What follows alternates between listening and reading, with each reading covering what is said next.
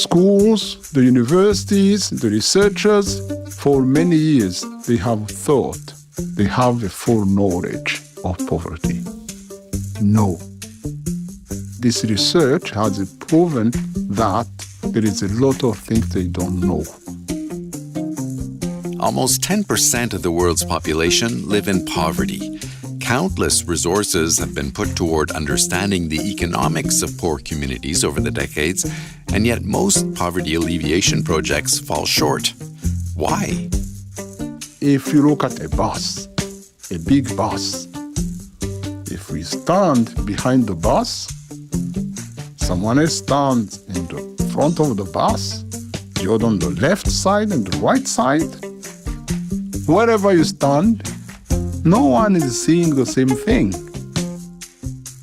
If you want to draw this bus, you have to ask all these people from wherever they stand to tell you what they have seen. If you ask one, we'll have one side of the bus. Two, we'll have two sides. If you want to hold a bus, you ask people from all the sides. That's the same with knowledge. Martin Kalisa is the Deputy Director of ATD Fourth World, an anti-poverty organization that builds research teams that include poor people to better understand their needs. Kalisa was in Washington, D.C. to take part in a conference on the hidden dimensions of poverty hosted by the World Bank and the IMF. So when we think of poverty, certain countries and regions come to mind, like, Africa, where your story starts. Tell us a little about the circumstances by which you came to focus your career on poverty alleviation. Well, poverty is everywhere, in the rich countries, in developing countries, everywhere. And what we've learned in the last years is that wherever you are, when you are poor, you suffer the same. Poverty is when you don't have any dignity. Poverty is when you are not respected, humiliated. And that happens everywhere around the world. In my life, I lived in many, many countries across the globe, which was a good experience. I was born from a family, very Christian family. Mm-hmm. My dad was an evangelist, a Presbyterian evangelist. Mm. So, of course, these are the people who are always living close to very poor people. Yeah. When poor people are in trouble, they come to them. So I had many, many people struggling coming to my home, to my house. It's like we lived together. Even if not, I was from a very poor family. So when I grew up, I remember I was, about 15. There was a man who was living close to our house. He was very, very poor, extremely poor. And one day, when I met him, I asked him, if you meet God, because I had seen him going to church a couple of times, I said, if you meet God, he's almighty.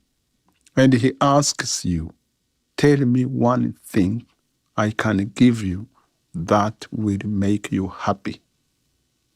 Of course, I thought I knew the answer. I thought he was going to ask for a house, for money, for wealth, but no. He surprised me. He said, if I meet God, I know exactly what I will ask him. I said, what?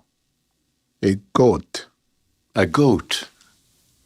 I said, are you sure? He said, yeah, with a big, huge smile on his face.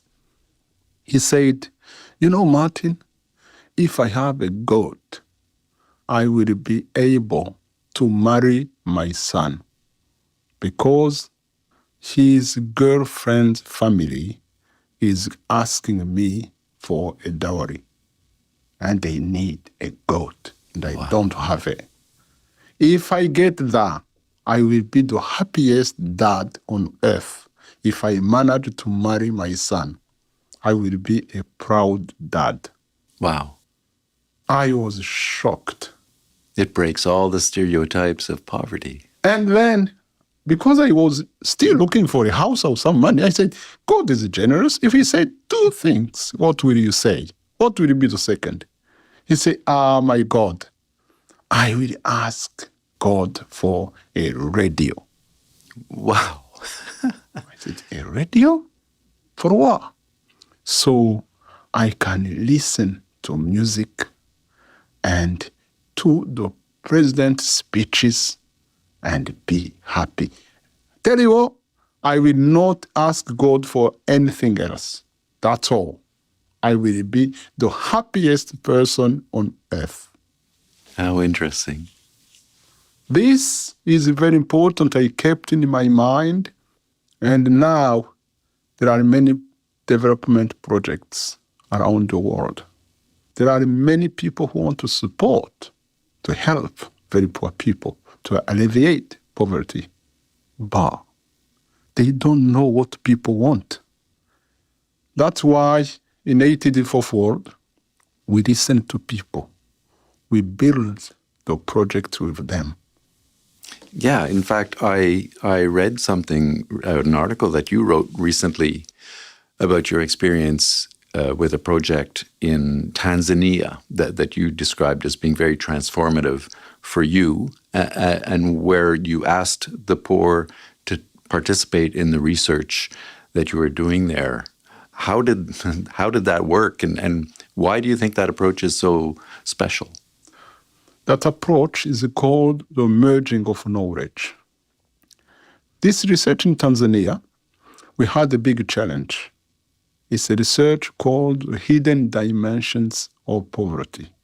We conducted this research in 6 countries: Bangladesh, Tanzania, Bolivia, the United States, the United Kingdom, and France. Wow. It lasted for 3 years. Why did we do these 6 countries? We want to see what was similar or different when we talk about poverty in rich countries and very poor countries. As we see, there are 3 countries in the global north and 3 in the global south. So we decided to build research teams. The challenge was we approached some researchers, well-known researchers, say, this is what we want to do. They said, you must be joking. How can we do a research with people in poverty? Many refused. At the end, we found 3 very well-known researchers who accepted to try it. When we went to see some families, when we told them the same reaction as researchers, what do you want us to tell them? We don't know anything. We are not researchers. They are the ones who know, not us. It was a big challenge. Eventually, we managed to build this team. The first important thing was to get to know each other, to build trust, and to make sure people are on the same footing. They are co-researchers. It's not the academics, the poor people, and whatsoever. It's a research team, what we've called National Research Team, composed of all these 3 people from different backgrounds. It was a big team. The challenge was to build trust for the academics and for the poor people, because all of them were scared. One scared of the other, because they never meet in a normal life. And this time they were going to meet with a challenge of researching together and to discover that poor people, they have a knowledge no one else has. Yeah. This is what we call the merging of knowledge. We can't have anti-poverty policies, build anti-poverty policies without asking the very poor people who have an expertise, 1 year, many generations of experience of struggling. If we build anti-poverty programs and projects and policies without taking into account what the knowledge of people have this experience, we will never succeed. In Africa, many other continents, the international development cooperation has injected billions for the last 30 years. Countries are still poorer. Why? Mm-hmm. We build roads, we build schools. We can't help people if we don't ask them how they live and what is important for them and what can be done. And you build a common knowledge. You tell them what you know. They tell you what they know. You put together. You build a common knowledge and a common project. That's how it should work. Yeah, and that explains why there has been, pretty significant advancements in terms of development in various countries around the world. But when you look at the amount of investment and resources that have been put towards helping countries develop, we have not really succeeded. Definitely. In moving that forward. It's so interesting what you're saying. And I appreciate, how you've mixed it up in terms of poverty in like the global South and in France and, in United States. What have you found in terms of the commonalities of poor people, in those countries? When we're working on these projects, of course, we had to find some common dimensions. There is the usual dimension of the World Bank, the IMF. It's income, housing, health, education, all that. This is known. If you are sick, you don't go to hospital, you are in trouble. Of course we know. If it's cold, you don't have where to sleep. It's dangerous. We know that. But the poor show us the hidden dimensions of poverty. I can give you a couple of examples. One of the dimensions everyone has never thought about is institutional maltreatment. They are not very well treated by institutions. And in many countries, this happens very often. People have told us that services, they take them as numbers, not people. They are numbers. Many families, many children are taken into care, are put for adoption, simply because their parents are poor. Of course, poverty puts children in danger if they are not fed. If they don't have a heating when it's cold, if the gas has been cut off, of course they are cold. Does that mean they are bad parents? I don't think so. They don't have money. And for many institutions, not having money means you are a bad parent. Yeah. That's what the poor have told us. It's unacceptable. It's like we have the human beings that are somewhat special and others who are made I don't know of what, who don't suffer. These are the poor, who don't have emotions. For them, it's okay. That's what we call institutional maltreatment. We didn't have that definition in the beginning. They pointed it out and said how this makes them suffer to be treated differently. Sometimes people are making the policies. They don't even have a clue of what is going on. People are building projects. They don't merge their knowledge to know what is going on and to build strong, solid policies. And so I was going to ask you about that in terms of how much influence does ATD Fourth World have in terms of building these social policies? I mean, how closely do you work with governments to design social policies that are perhaps, informed by your organization's work in the field? I think, to be fair, ATD has achieved a lot, and we really want to achieve more, but it's hard work. That's why we are here, why we came to see the staff of the IMF and the World Bank. Because, as you know, the IMF and the World Bank, they are two big international financial institutions. Yeah. With many projects, with many governments, with projects in many countries, in developing countries and other countries. We want them to know that you can't support the poor if you don't build with them, if we don't take into account their knowledge. We want to disseminate the findings of this research we have been doing in these countries. And from this research, we have built what we call an inclusive, deliberative, implementation, elaboration, and evaluation of policies tool.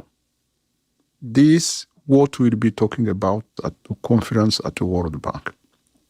This tool has been built to help institutions, NGOs, government, community-based organizations, to give them the tool that will help them to build anti-poverty policies and programs which take into account the knowledge of the very poor people, of people with the first experience of poverty, professionals, researchers, policymakers, to be able to capture the complete knowledge of what is going in a community, a complete knowledge of the need of the community, and a complete way forward. To see all four sides of that bus you described earlier. That's it. And that will be the base, a strong foundation to build on any project. Many projects are built on very fragile foundation, and they collapse. They collapse. They've been collapsing for many years. They are still collapsing. And what we are offering to the World Bank, to the IMF, is that we can accompany them if they are willing to see how it works. It's a tool that can be used by anyone. So just to end here, you mentioned the conference that you're here for, and it's hosted by the World Bank and the IMF, which is generally very much focused on financial stability. To what degree is poverty a risk to the global economy? Why should people care about this issue?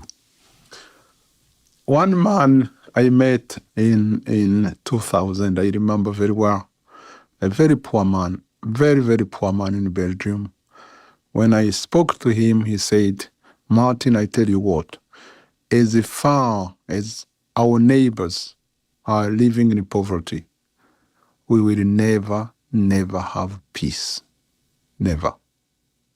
So I really think all of us together, we better work for peace.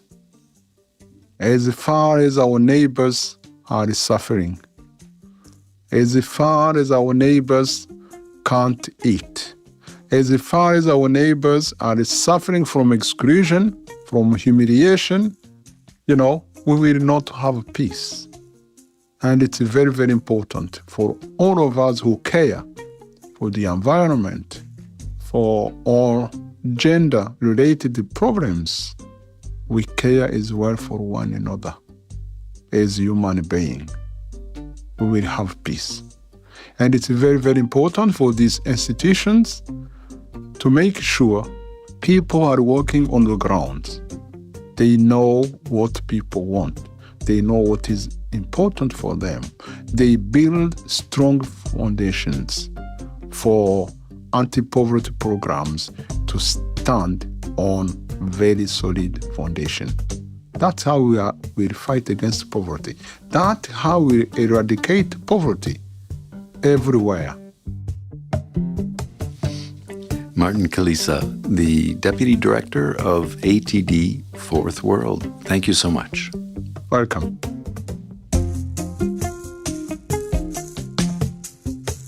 Again, that was ATD Fourth World Deputy Director Martin Kalisa.